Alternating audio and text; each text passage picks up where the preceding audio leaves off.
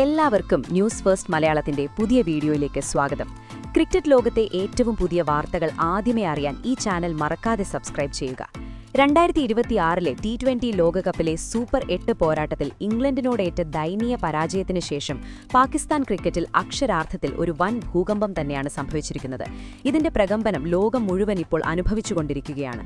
പരാജയത്തിന് ശേഷം മാധ്യമങ്ങളെ കാണാനെത്തിയ പാക് നായകൻ സൽമാൻ അലി ആഘയുടെ രോഷം 7ാം മാനത്തായിരുന്നു.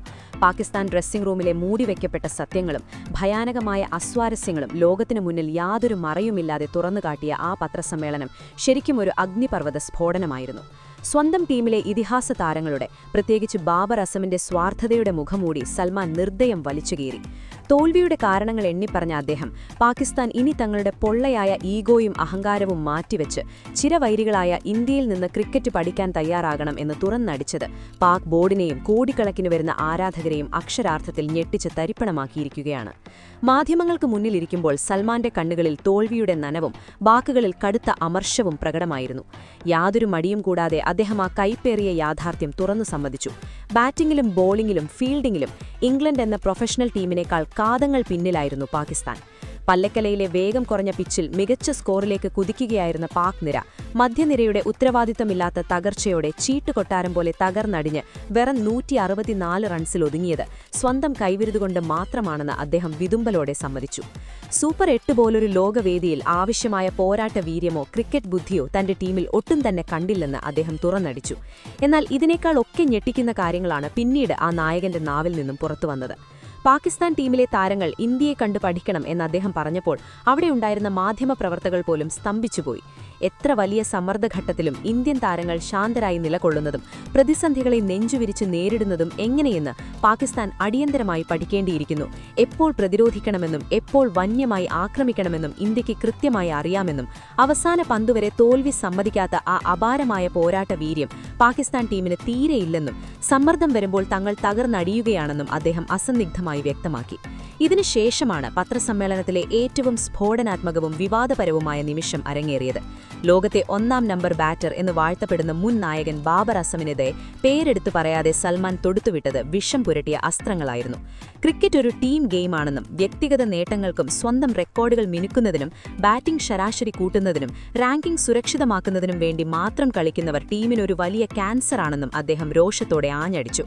ടീമിന് വിജയത്തിനായി അതിവേഗത്തിൽ റൺസ് ആവശ്യമുള്ളപ്പോൾ സ്വന്തം അർദ്ധ സെഞ്ചുറിയോ തികയ്ക്കാൻ വേണ്ടി വിലപ്പെട്ട പന്തുകൾ പാഴാക്കുന്നവർ വരും ബാറ്റ്സ്മാൻമാർക്കുമേൽ മരണസമാനമായ സമ്മർദ്ദമാണ് അടിച്ചേൽപ്പിക്കുന്നത് എന്ന അദ്ദേഹത്തിന്റെ വാക്കുകൾ ബാബറിന്റെ ദിശാവിഭേവമില്ലാത്ത മെല്ലെപ്പോക്ക് ബാറ്റിംഗിനെതിരെയുള്ള അതിരൂക്ഷമായ ആക്രമണമായിരുന്നു.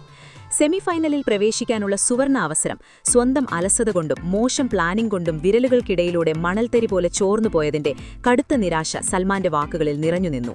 ഇത് പാക് ക്രിക്കറ്റ് ചരിത്രത്തിലെ ഒരു കറുത്ത അധ്യായമാണെന്ന് പറഞ്ഞ അദ്ദേഹം ദേശത്തിന്റെ പ്രതീക്ഷകൾ തകർന്നടിയുന്നത് കാണുമ്പോഴുള്ള വേദന പങ്കുവച്ചു.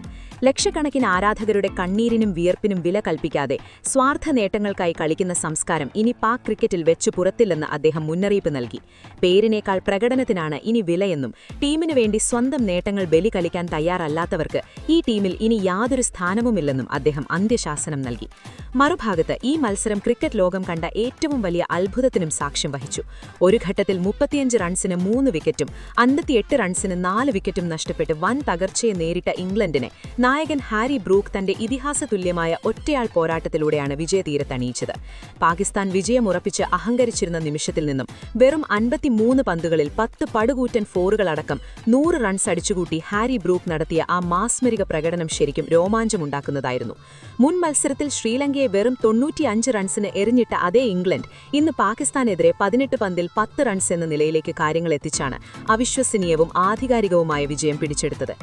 ഇംഗ്ലണ്ട്, ന്യൂസിലൻഡ്, പാകിസ്ഥാൻ, ശ്രീലങ്ക എന്നിവർ ഉൾപ്പെടുന്ന ഗ്രൂപ്പിൽ ഈ ദയനീയ തോൽവിയോടെ പാകിസ്ഥാന്റെ ലോകകപ്പ് സെമി മോഹങ്ങൾ ഏതാണ്ട് പൂർണ്ണമായും അസ്തമിച്ചിരിക്കുകയാണ്.